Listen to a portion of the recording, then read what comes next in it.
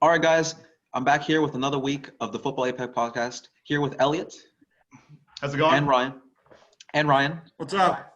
And this week we're going to be talking about the upcoming Euros. Now, Hungary just got put in, and Elliot, they used to have the golden team. They got put in a group with three superpowers: Portugal, France, and Germany.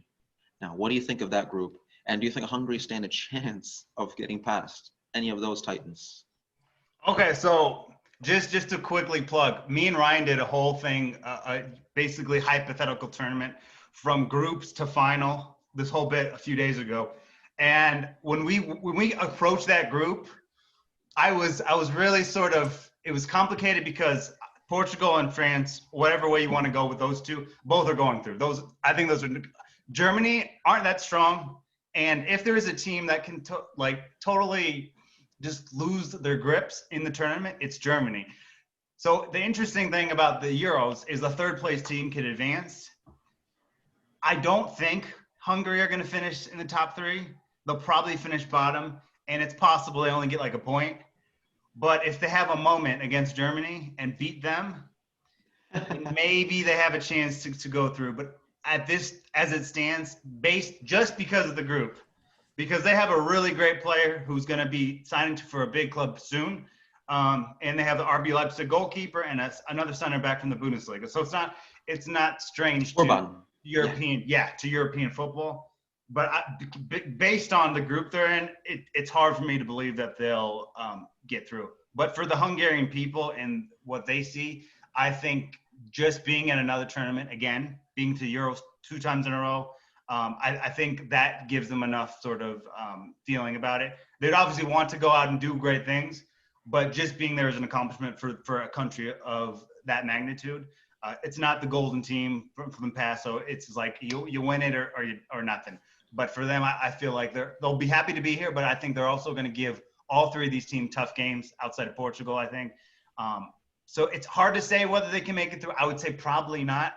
But if Germany is dysfunctional enough, then maybe they could get a third spot. But my concern with that is they would have to be one of the best third-place teams, and so they would need more than 3 points. So I'd say regardless, unlikely, but I think it's possible they could finish in the top three.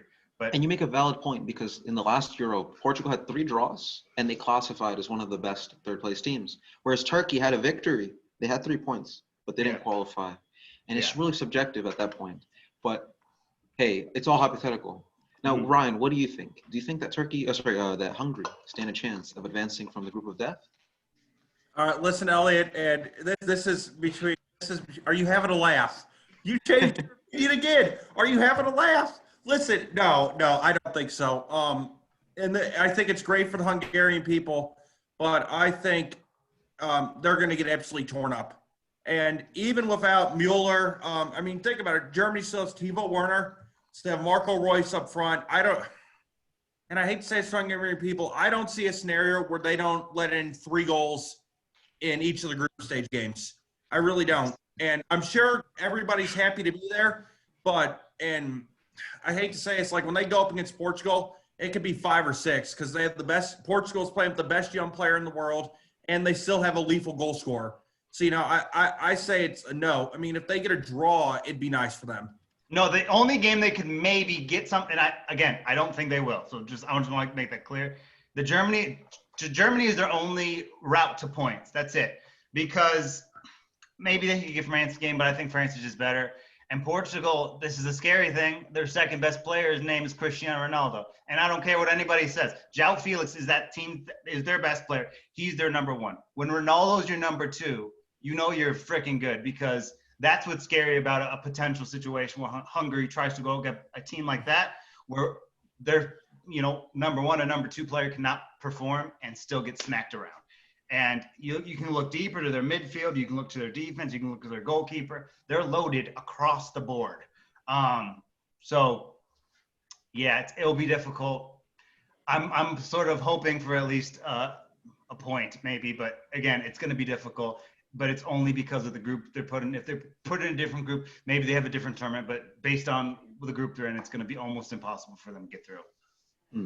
But another giant, speaking of Portugal, that has a relatively easy path to the final, at least out of the groups, is Belgium.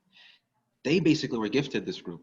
Now, Elliot, we spoke last week on how if Belgium don't win the whole thing, or at least don't get to the finals, it's a disappointment because in the last Euro, they didn't just lose to Wales. They got outplayed, especially with Gareth Bale playing like we've never seen him before and never seen since. Now, do you think the pressure is on them of all teams? Like, do you think they have the most pressure going into this tournament? Oh, yeah. Yeah, absolutely. I mean, we talked about this the other week, but like the golden generation, we've been told this for at least 3 tournaments. I'm sorry, that's a really long time for us to still be in the golden generation.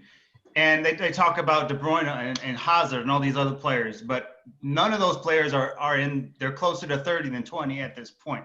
So the core of this team was the young, rise of this nation. And yes, they have immense pressure to try to get to wherever. But I think they have an easy path, but they're going to end up with a Portugal eventually in the at some point. When we did this the other week, I had them making the semifinals, but coming up short. And I think based on the teams, it's telling us that they should make the final and they probably should win it. But just because of what we know about this team and what we know about this manager, I think it's probably unlikely that they get that they fulfill their destiny in terms of winning something. And I think they'll go through the entire thing without winning anything, and then 10, 20 years from now, we're going to be looking back at this Belgium team and trying to comprehend how they didn't win anything. Because I think there's too many other good teams that has displayed consistency and have those abilities for them to just sort of overpower that. But Belgium should win it, but based on their inconsistency of the last couple of tournaments, I just don't think they're going to be able to do it. And Ryan, as we spoke before, like I support Spain, and they had a beautiful dominance in dynasty where they won 3 major tournaments in a row. Yep. Do you think that France are destined for that, or people have some similar expectations for them of maybe winning this Euro as well? I doubt it, and that's nothing. It's France. Yes, they do have a great team. My whole concern is, and I know it didn't bite them in the World Cup, they do not have a real striker up front. I'm sorry. And I get Giroud does a lot of different things. He gets great service. He opens up the lanes for goals, but they don't have a real striker. And I think, honestly, that's really going to come back to hurt them. Listen, at this point, I don't think that Belgium they're not going to win it. Probably not. I think that France, and me and Elliot did this pick, I think Croatia and Portugal are the 2 teams it's between, honestly. I think that Croatia got that taste of going to the final. And I think they've shown consistency throughout like the qualifying and the Nations League and everything. So I just don't see France making that run to have that great of success in tournaments in a row. Do you think that it was or I could go a step further and say, do you think that in the last tournament they were the best team throughout? No, I do not. I think Belgium was the best team last tournament. I do too. And for what reason? I think Belgium France beat them though, and that's. Yeah, I agree with you. This is gonna sound crazy. I think Uruguay was the best team last year. I thought the same thing. Based on the way they played, not based on the results. But look, if one thing goes another thing in that game against France, Uruguay probably end up winning it. It was just one of those things where whoever got into their area in the defense, you're watching, because usually when you're in these games, you're watching it with some intensity about, what's going to happen. When you watch, for example, Uruguay-Portugal, every time the ball came in, Ronaldo or whoever came into the box and tried to, I just sat back in my seat like, it's coming out of the box, because their defense was so strong. You had Godin in his prime at that time, or at the back end of it. You had a great defense, a good goalkeeper, and Edison Cavani was firing up front, along with so many other good pieces. So I thought during last year's tournament, during the World Cup, Uruguay was the best team for me. But again, a lot of the times the best teams don't win it, because if you go back to 2016, Portugal wasn't one of the best 5 teams, and they still ended up winning the whole thing. So I think a lot of it comes down to circumstances. So to Ryan's point, if Croatia get on a little run, they maybe could make some noise. I have Portugal as the main contender, and I think France. I had them making the final as well, but I think what Ryan brings up about the striker is going to be a problem because even though Antoine Griezmann has qualities about him, he's not the Antoine Griezmann at Atletico Madrid. So it's just not the same level, and I think for that reason, and to be honest, I'm not in love with the defense. I think of some of the weapons they have back there. They're not defensive by nature. And I think that's also going to be kind of an issue when it comes to trying to close out some close games. Because Theo Hernandez is going to have moments where he's going to push forward and someone's going to dribble past him and put his team in harm's way. So, yeah, France could do it, but I just think there's more question marks in regards to France than it is to a lot of other teams. And, you mentioned Uruguay. I watched a video on Paul Pogba against Uruguay, and that for me was when France won the World Cup. I know that they had to face Belgium, but that game and being able to subside and withstand the wave of pressure that Uruguay were feeding France, even though it was off a set piece and essentially a flounder from Muslera, it was a game where France showed that they had the capacity to be able to withstand a team that could defend, could also attack. And there are teams in this tournament that can only do one of two things. Now, England, I feel like, not as a contender, but they can, because of their setup and their five in the back, can be a frustrating team to face. But they don't have the quality, in my opinion, to be able to go all the way. Not only that, they might have the worst manager in this entire World Cup, in the entire Euro. Hang on. Can I comment on this really quick? Go ahead. Yeah. It would not surprise me if they don't get out of the group stages. Yeah, I mean, they're not in an easy I don't care group. what the group is. Go ahead. No, they're not in an easy group at all. Look, I think the setup that Southgate's been showing has been atrocious. Do you know that today was Jack Grealish's first non-friendly start in an England shirt? My goodness. That's horrible. Yeah, I agree. And Ryan, to your point, do you think that England have the talent but just not the tactical prowess? Like if they had a better manager? And if so, who would you appoint with however many months are left before the Euro to get it all in shape? I would appoint anybody before the Euros. I think it's too late. Yeah, I do think we have the technical prowess. And I've been saying this for years. Rice is my choice for England manager. He's a proven winner. He's won the tournament before. I think the young guys need some support to go on. And everywhere he's done a fantastic job.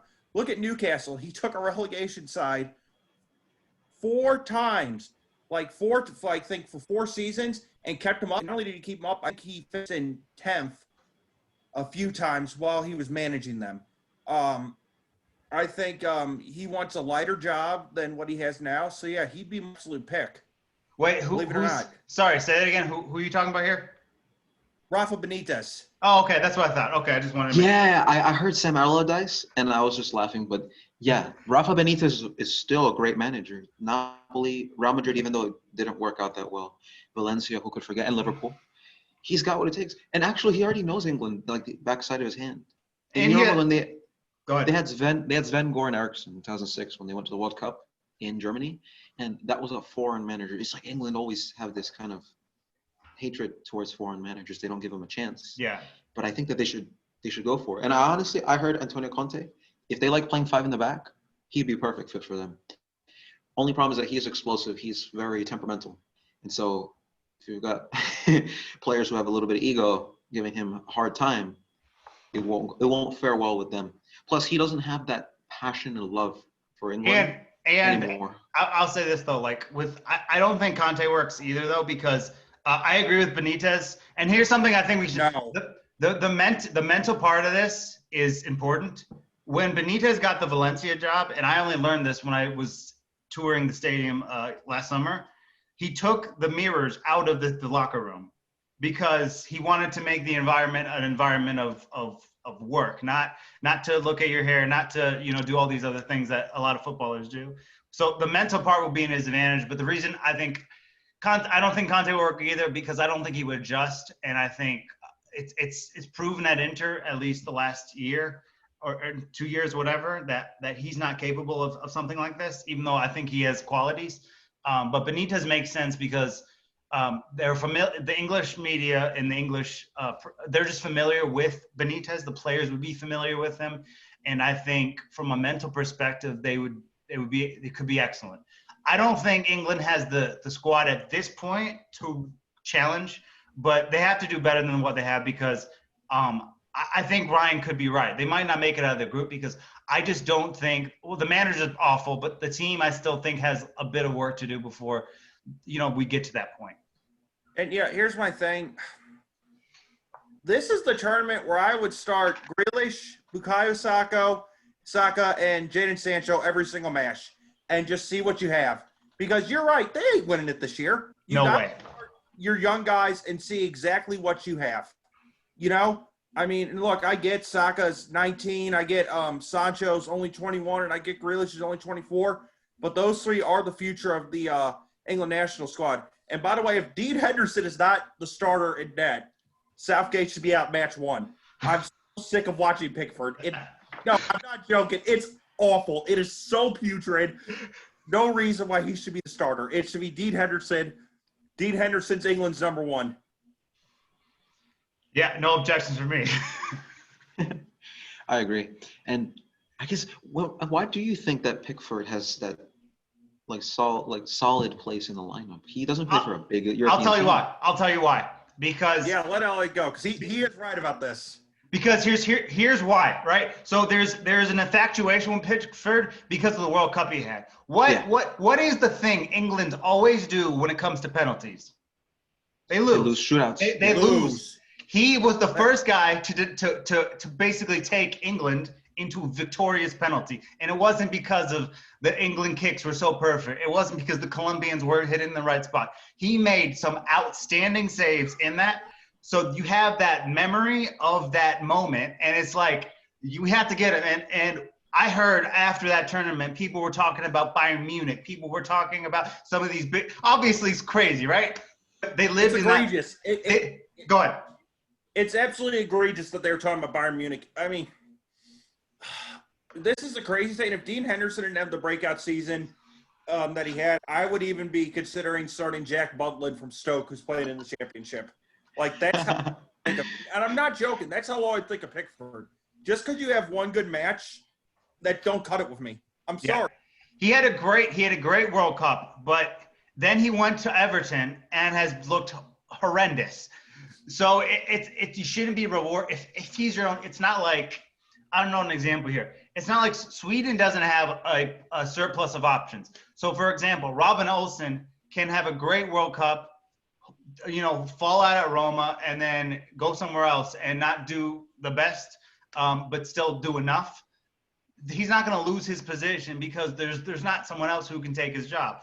Where with Pickford, you could start pretty much, there was a lot of different options for the goalkeeping at England, where it's not like a short list thing like it would be in Sweden and Hungary and other places.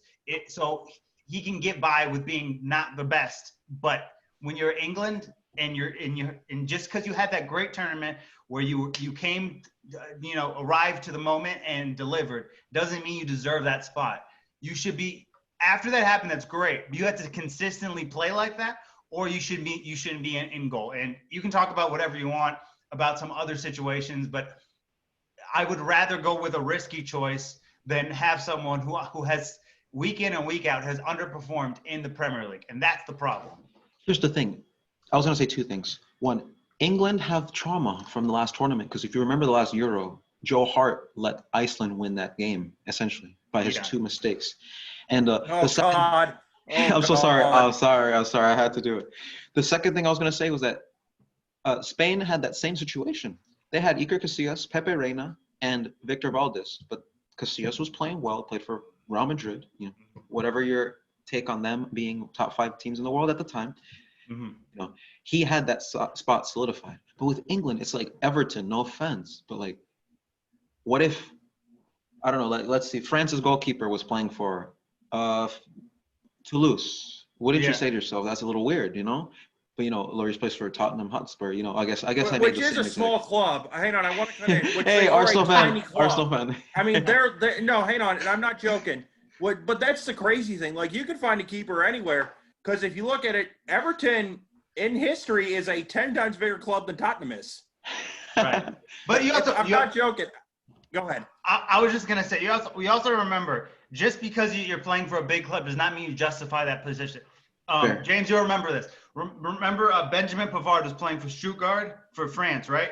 He was the only player on one of the big 4 or 5 teams in the tournament who took a second league player into the team. So it doesn't matter who, because okay, look, if you're gonna if Jordan Henderson, or not Jordan Henderson, Jordan Pickford was great in that tournament. He could have, based on the tournament he's had, talked to his agent, like, give me to a big club.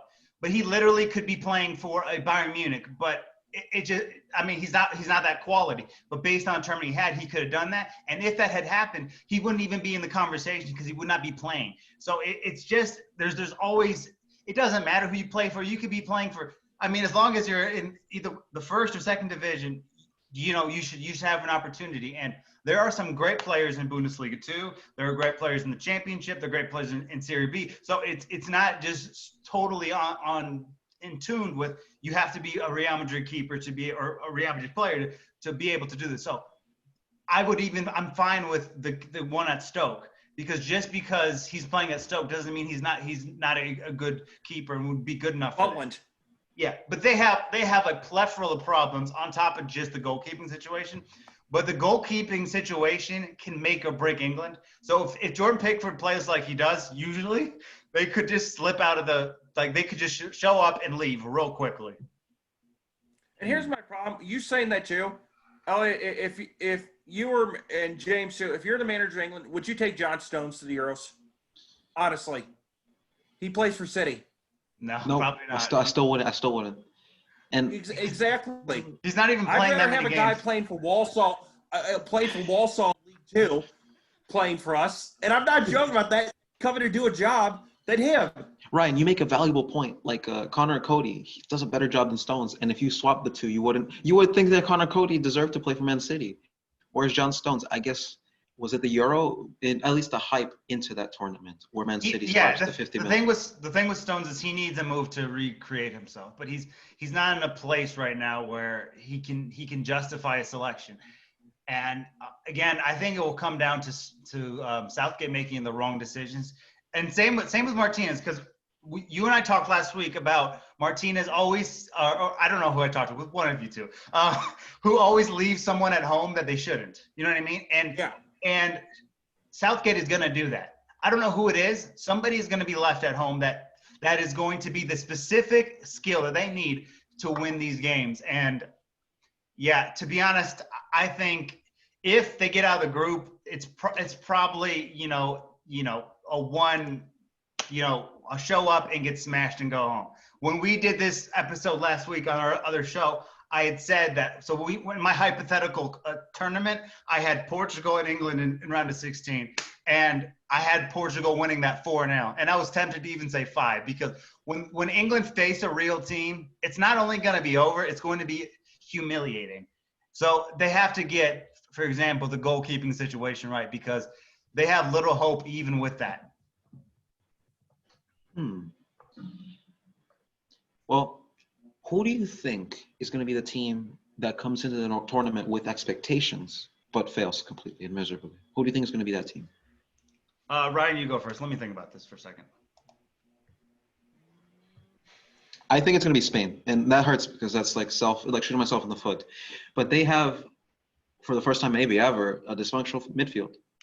Whereas they have Thiago, they have Saul, but they don't, and they have Marcos Llorente, but they don't gel well. And when they play, they don't try the diamond, they just try the 4-3-3, because that's been ingrained into their DNA. And that's been found out before. And even with world-class players like Xavi and Iniesta, it was cracked by Brazil in 2013 in the Confederations Cup final. Yeah. So, I mean, of course, that was a good team, but nowadays they don't have Xavi and Iniesta anymore. And the other teams are getting better. I think France would dominate Spain in the midfield.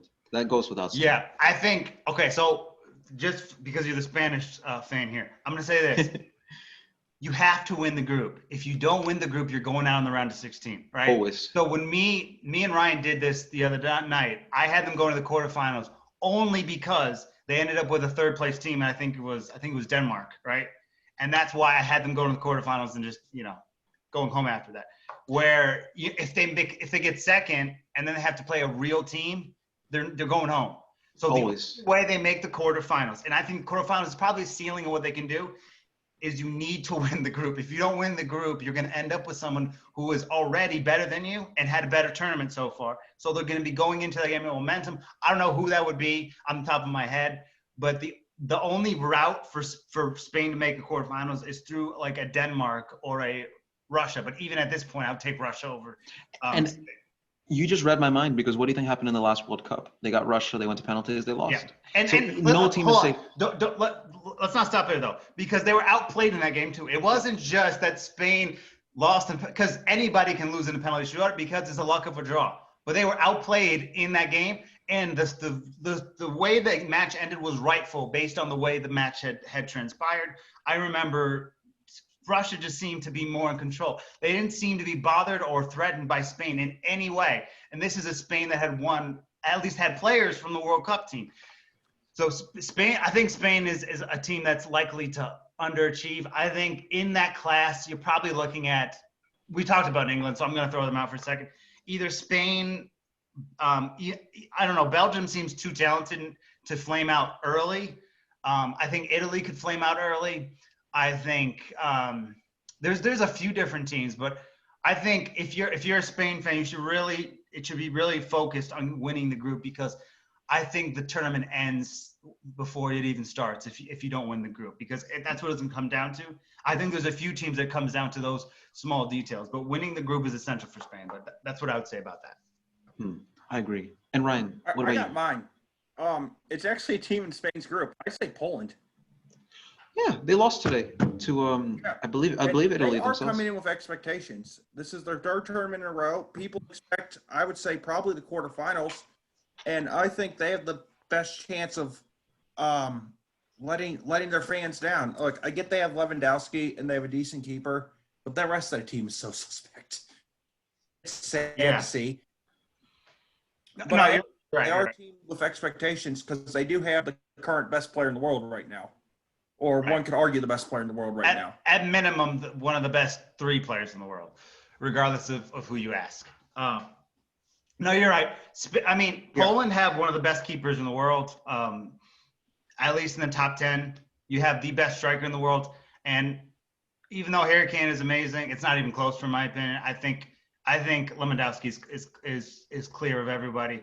But then you have a whole bunch of question marks, from striker all the way to goalkeeper. The defense has question marks. The midfield has question marks, and their other striking options are not good. So what if Lewandowski gets hurt match one? What are they going to do? You know what I mean? And as much as Milik hasn't played in months, he's going to get picked, but they don't have any other options. Where you look at some of these other teams, like Portugal, they have 3 or 4 different options that they can play in the striker position, where basically Poland is being orchestrated by one guy. And so I could see that as well. Now, what about the Netherlands? They do not have Van Dijk, and they may not have him, or at least it's in debate. It's debatable whether or not they'll get him back to its full potential for the tournament. So what do you think their expectation is? Has it been modified, or do you still think they have what it takes to go far in that tournament? Ryan, since you don't think they have any chance, why don't you go first on this one? I'm actually going to change my stance on this. They have the lit, and yes, does her losing Van Dijk suck? Interesting. 100%. But I mean, it's kind of like Liverpool's situation. You lose Van Dijk, but you got Trent. If that makes sense. And yes, I am going to compare De Ligt on the same level as Trent. I never picked them to win the tournament at all, though. I think their ceiling is probably the quarters this year, maybe the semis if they get the right matchup. But yeah, I think, are they a quarterfinal team? Absolutely. I think there's no doubt about that. So yeah, we'll see. But no, I mean, in terms, if you think there's a finals team, they got no shot in hell, Virgil. Absolutely none. All right, I agree with you in theory. I think I think they can make the semifinal. I had them go into the semifinal. I think they're actually going to do decently well. But I'm less concerned about the back line than I am the midfield, because they have a lot of good pieces, but they haven't really fit together yet. I might be in the minority here. I don't think there's a big gap between Virgil and De Ligt. Virgil's better at this point, but I just don't think it's by like a miles. I think we're getting to a place now where you can have where you can start to see a conversation where puts in this more frequently. And I understand he's not he doesn't have the physical gifts that Virgil does. But De Ligt frustrates players like Lukaku and Martinez, who are two of the most explosive. And you have to remember the Juventus backline is him and not much else. So I think that's something important to mention. So I think the defense it's going to so the reason they will lose this is because they will be let down, because De Ligt won't be able to do everything by himself. And it will come into a quarterfinal or semifinal match where that's the reason that things kind of collapse. But I think they're good enough and talented enough to get to the semifinal. But they might, in the end of this, be a quarterfinal team, because I'm just not convinced by their midfield. And I feel like there's too much young players and not enough proven commodities to really sort of push further. But it really depends on matchups. But they could make the semifinal, but they're going to end up with a team that's going to be far superior, and they'll end up going out that way. But I still, the Netherlands have a chance, but I would say it's significantly less based on Virgil being gone, but they still have a decent chance to try to do something. But I just don't see them as a team that's going to win it. And if you had to right now put up two teams in the final, would it be Belgium, France? So when we did this, I have Belgium, so I have Portugal, and actually Portugal, France is my final. Again, nice. Yeah, but this is based on the algorithm that we did. But I think, all right, let's put it this way. Portugal, so this is why I see it. Portugal the favorites. I think they should be significant favorites, because I don't know how you beat them. I know how you beat France. I know how you beat Belgium. I know how you beat somebody. So Portugal is definitely the favorites. I think Belgium is a contender. France is a contender. And then you have a wild card like a Croatia or Turkey or Russia maybe can get in there. And then you have Holland as maybe not a tier one contender, but someone capable of maybe doing something. But then it just gets complicated. But I would say I think Portugal are going to be in the final. It would just be, it's either between them or France or Belgium or one of these. But I'm like almost too confident in the fact that I think Portugal will 100% be in the World Cup final in this, or the Euro final. I keep doing it. This upcoming, because I don't mean to segue, but I just want to highlight this one point once again. Joae Felix is their best player. Okay, Ronaldo, not historically, but right now, Ronaldo's been very good this season as well. But Joae Felix is their best player, and that means Ronaldo is their number two. When your number two player is Cristiano Ronaldo, what are you going to do now? So this is how you beat Portugal. The only way to beat Portugal is you beat yourself. If Ronaldo is insistent on being number one, it will be the reason they lose. He needs to embrace, and I'm not saying he's doing this, so Ronaldo fanboys don't call me out here, but he needs to embrace Felix and say, sort of like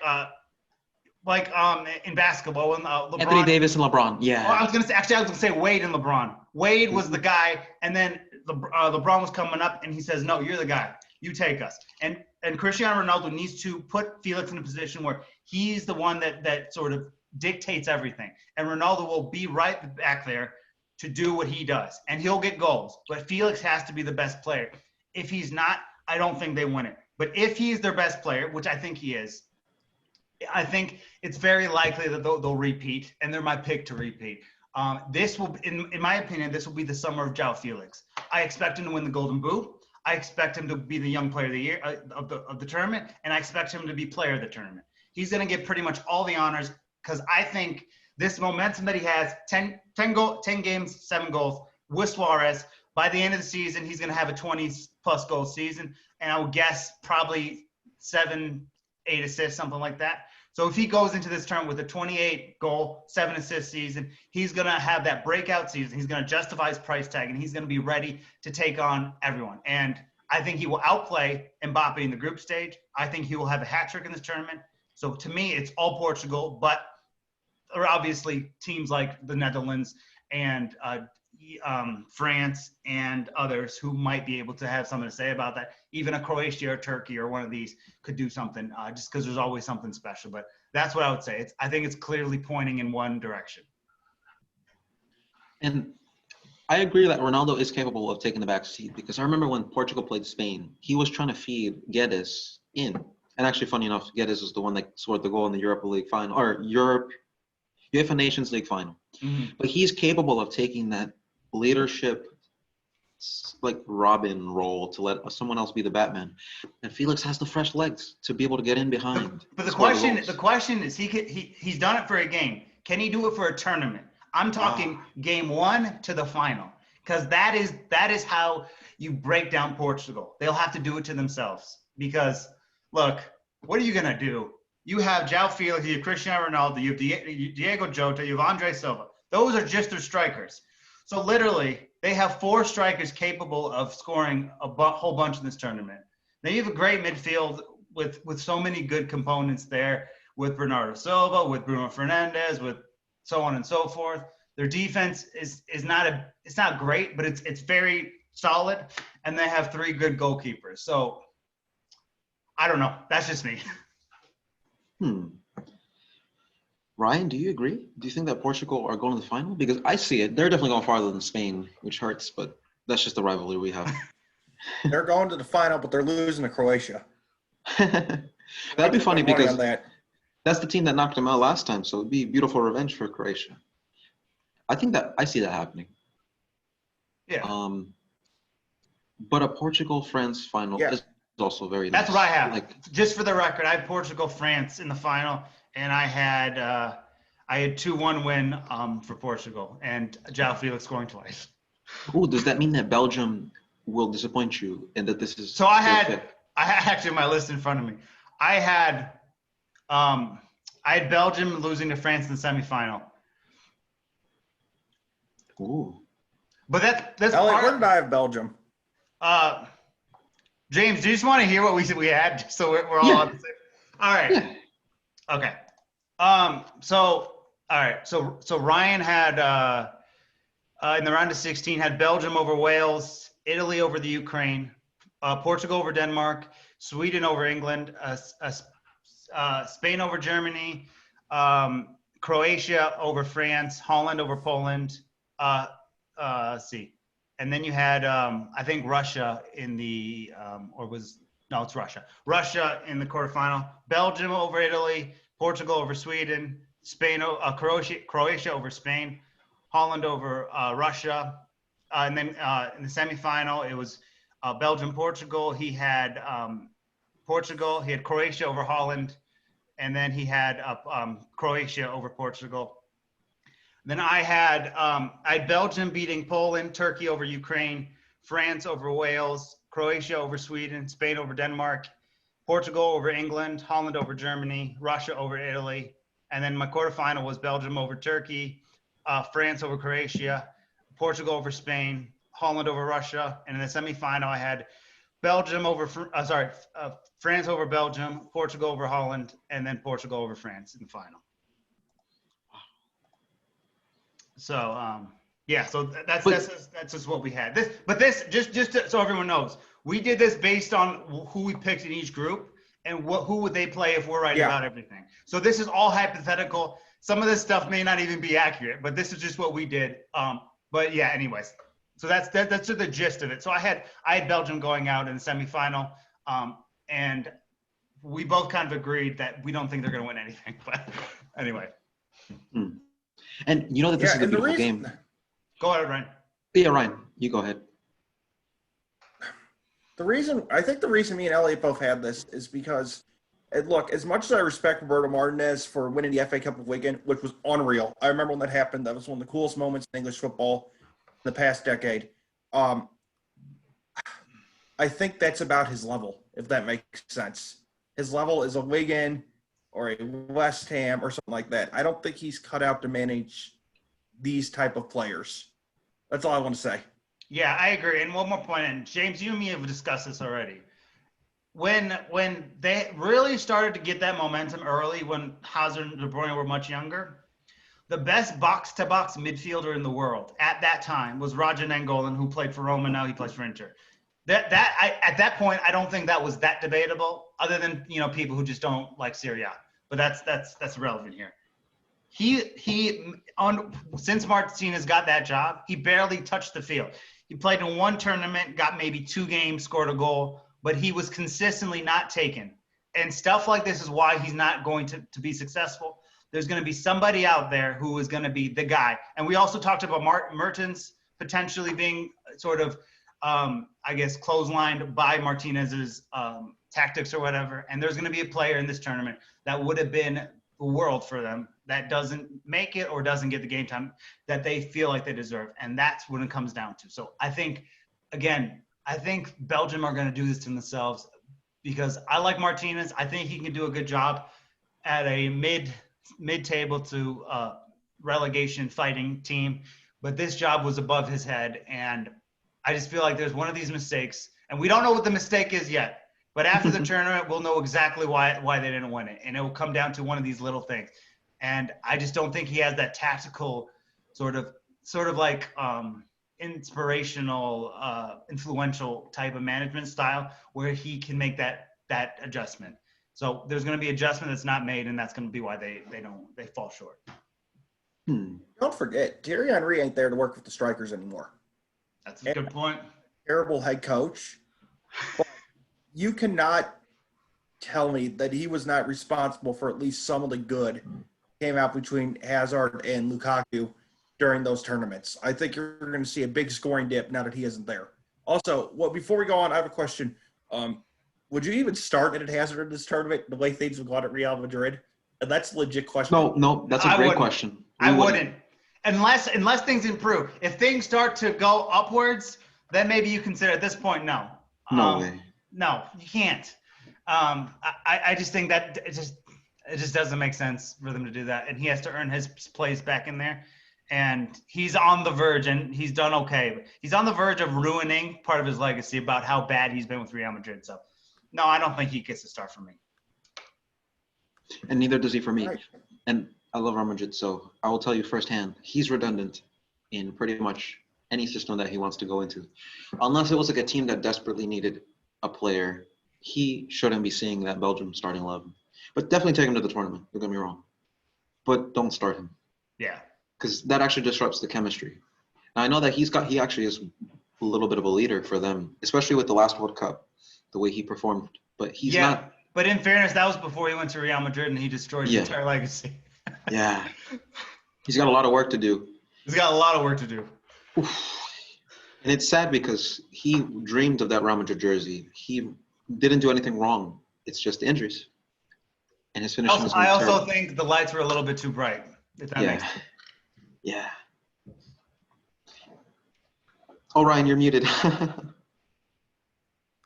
Which is crazy because you think about the lights are just as bright as Chelsea, if not brighter. I mean, think about it. London, I mean, that city, and he tore it up there. And then I don't know what happened because I agree with you. He gets there, and it's just like he's not the same player. And I think partly the fans absolutely despise the guy. Right.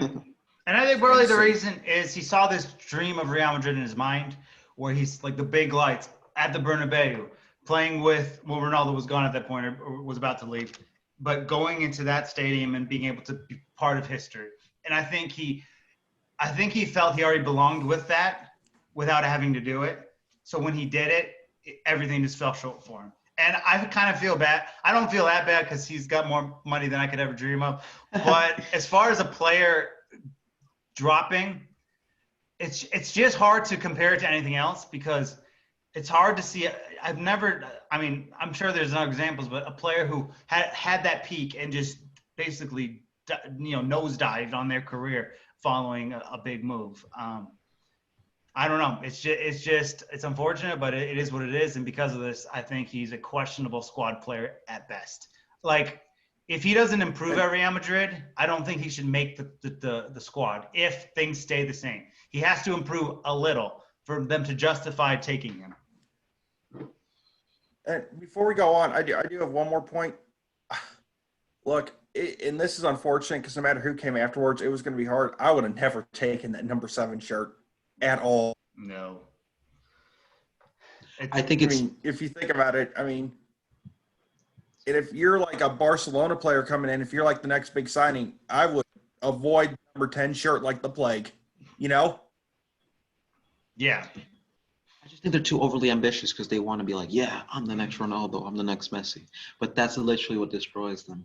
Ibrahimovic, even the great Ibrahimovic, he did not take number 9 at Milan. He took 11. That's because there's a big curse about number 9. Everyone Always who wears it huge. doesn't do anything. God take, even Shevchenko didn't wear it. I think he wore number 7. No, Yeah. he didn't want that smoke. It's just too legendary. It's just way too legendary. Manchester United, for example, the number 1. Cavani, who knows? I'm not saying that he's going to break the curse and be the one, but No, he's too old. yeah, he's too old for that. But still, there's cursed numbers in football. And it doesn't matter who. You could put Prime Maradona in a jersey like that. And if it's cursed, it's cursed. But let's see what else. What about the World Cup? Is it too far to think ahead? Or at this point, do you think like Euros and World Cups are completely different? Because I hate to mention Spain, I don't, but in 2012, they looked like the best team in the world. 2014, out in the groups. Like, football can change like that. Yeah. So do you think it's too far ahead? Do you think it's too far to think about the World Cup from now? It depends on the circumstances of what you want to ask. Because there's certain World Cup opinions or topics that you can attack, and there's others that are sort of far-fetched. The question I have, and back to the Holden point, is, look, even if Van Dijk's there, they just don't have enough to win it at this point. So if Van Dijk's there, maybe they get to a final and lose. But the thing that scares me about the Netherlands, and which is why, and obviously I'm not picking them to win the World Cup yet, but if I were to make a pick this far in advance, that's what goes. Just because Van Dijk is obviously amazing, and it's kind of the same dynamic with Felix and Ronaldo. I think by the next World Cup, and I think well before then actually, that De Ligt will be their best defender and Van Dijk will be their number 2, and that's along with. I'm sure they'll have some more investment in the midfield and the attack. That's a little bit more convincing. So I'm just interested to see what they'll look like. But I think that's the team that I'm really keeping my eyes on, as well as Portugal. Portugal's going to only get better.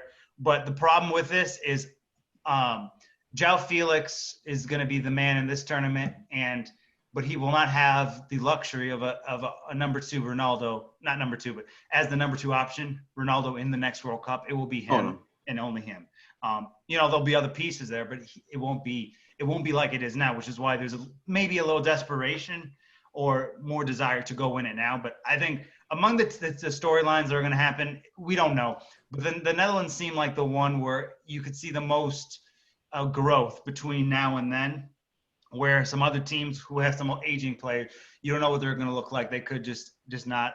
France is always going to be in that conversation, but I'm just curious about the sort of evolution of what the Netherlands could look like, by the next World Cup. I had the perfect. Oh, sorry, Ryan. Unless you wanted to add something. Yeah, I agree with Elliot. I mean, you're gonna have to look at teams that aren't built to win now. Like you said, the Netherlands, and I also think England. I don't think they have enough figured out to like get over the hump, if that makes sense. You look at a team like Croatia, like this is it. Like Modric ain't getting any younger. And he's your best ever player. Like, it is a win-now situation. So I think you're going to notice that, especially in the group stages. I think you're going to see Croatia going with that open approach no matter what. And if England, let's say they lose in that first game, you may see – I don't know if I want to see, like, a complete team giving up, but you could definitely see Southgate being like, all right, we're putting the kids in. Let's see what we got. To try to save his job, say, hey, I'm planning for Qatar. I knew this wasn't the year, if that makes sense. Yeah, it makes sense. And I've got the perfect question to end it all. Do you think the Cristiano Ronaldo, Joao Felix passing of the torch is the equivalent of Messi and Neymar? If you know what I mean? In what sense? Of like that maybe Felix could make a mistake later in his career and like not fulfill the potential. You know what I mean? Like, do you think that maybe it's like too big of shoes to fill? No, and here's why. When we think of Neymar, and me and James, you and I have talked about this. I think Neymar is number 2 in the world, and if Messi doesn't get himself in gear, I think he'll be the guy to take it over. I don't think it matters who you take. There's a lot of people who will be in that conversation, but that's just me. But when you think of Neymar, you think of flash. You think of sometimes doing a little too much, and he is world class, but sometimes he does a little too much, and it seems to be more concerned about his flashiness nature than that. A very outspoken, very, prominent on social media, millions of followers on Instagram and Twitter and all these things. And I'm not saying that matters, but that's just who Neymar is. And I don't think that's a bad thing because he's still unbelievably talented and one of the best 3 players in the world at worst. Felix doesn't say anything, which is why, because look, I don't think I've ever heard him speak. And I think the fact that he's not outspoken and he just gets on the pitch and produces magic for us all to enjoy. I mean, just this last weekend, the type of things he was doing in the La Liga game last week was just unbelievable. And you only seeing him grow and become more and more prevalent to sort of this type of player. And I think he has the personality not to be rocked by it. And he'll keep to himself. He'll be that leader on the pitch if he needs to be, but he won't say anything. And he's not don't get me wrong. Joao Felix isn't magical. Like, it's some sort of sorcery. Like, that's the type of ceiling that he could potentially have. But he's not someone who's doing flash when he doesn't need to. He's not a flashy player, but he is obviously incredible and does all these great things. But it's the fact that he doesn't talk or doesn't feel he needs to voice his opinion on every little thing, and he stays grounded and does his thing. I don't think there's any possibility that he won't, at worst, be a top 3 voter in the Ballon d'Or every year, and I think he'll win it at least once. I actually think he'll win it more than once. And the same goes with Mbappe and Neymar and a lot of these other guys who are so concerned with flash. If he wants to leave Atletico Madrid, I don't think he would do it the way they have done it either. He would just he's a very respectful young man, and he's young and he's really mature for his age. And to be honest, he doesn't say anything. So I don't think players who are quiet and just work can potentially ruin their opportunity. So for Felix, I think it's unlikely. Actually, I think it's very unlikely that he won't fulfill what we think he can do, basically. If that makes sense. It does. Yeah, it does. I agree with that. I kind of see whenever I look at Ronaldo, I see like that flash, just to put like the American perspective. I just kind of see like, I don't know, like the Michael Vick, like ridiculousness of like flash and like over the top, which is phenomenal. Cause like, obviously his prime's been like a lot more, out there, a lot longer than Vick's was. And then when I look at a kid like Felix, I see the Pat Mahomes type. Like, he shows up to work, works hard, doesn't say much, is quiet, and just goes out there and dominates and plays the sport he loves. Yeah. I don't think there's any problem. Right, exactly. And even with, Ronaldo and Neymar and others, when they score, you score a goal, you can do what you want. But just some of their celebrations are a little obnoxious and a little bit more, it's all about me sort of approach. And I don't think that's wrong. I don't think that's a bad thing, but that's just not who Felix is. Felix, he scores, he celebrates, he hugs Suarez, and he gets back and says, let's do this again. That's just the way Felix is. And is one really worse than the other? Maybe a little, but they're neither, I don't think either are bad or anything like that, so I don't want to paint that picture. But because of Felix's nature, I feel it's unlikely he will not live up to it because of his temperament and personality. He won't allow how the press he's going to start to get affects the way he plays because he works. You can even see last year when he wasn't playing well, he was really trying to improve, and he's done that. So I don't think Felix is really someone who I think won't live up to it. Out of any young player out there right now, he's the one I'm the most confident won't screw it up because he doesn't have an ego. At least if he does, he leaves it at the door, and he doesn't pick it up until he does his job. So that's what I would say about that. For sure. Hey, can I challenge you really quick? Yeah, go Elliot? So you're saying you have more confidence than him right now than Erling Haaland, who I know you're very high on. Oh, I love Haaland. He's my boy. He's the. Let me put it this way. I think, and they're both really mature people. I think they're both going to just smash it out of the park. I think, and I'm not going to get too. I don't know if it's going to be Messi or Ronaldo, but I think there will be a time and place when those are the two guys fighting for that Ballon d'Or. I think that's fair. But what I say with Felix is he's not as, I guess, enthusiastically, and I'm not. I don't know how to explain it really. Haaland seems a little bit. He seems less. I won't say. Okay. Rewind. Felix doesn't say anything. He just puts his head down and does his job. Haaland does the same, but he also talks a little bit more than Felix does. And I'm not saying that's a bad thing. They can do whatever they want. But my point is, I have the most, confidence in Felix because he doesn't have ego. Where Haaland doesn't have an ego either, but he's a little bit more flashy with it, and that's fine. And I just want to make it clear. I don't think there's a right or wrong way, but I have more confidence in someone who just doesn't say anything. And I think Haaland actually is going to end up being a really fantastic leader for Dortmund and for the young players that are coming through the ranks. So I think they're both going to smash it out of the park. But I just as a football purist, I have respect and I see a larger ceiling for someone who just doesn't say anything. Because this is the thing that I've always had an issue with, not with just Ronaldo, but in general, where Ronaldo's great. He's one of the greatest players I've ever seen in my life. We'll never see anyone like him again. He's probably the most gifted goal scorer the game has ever seen. But he always seems to talk about how great he is, where from Haaland and Felix, they never talk about how great they are. Because my whole thing is show me, don't tell me. So Ronaldo, I love Ronaldo, so I'm not trying to push him in the corner or anything like that. And there's other people who do that. Neymar talks about how great he is, and others like that. So it's not just Ronaldo, it's not just Neymar, it's a lot of people. But the people who seem to just let their game do the talking seem to have a more mature outlook on how their career is flourishing. That's all I'm saying. For sure. I think that was a really good podcast this week, guys.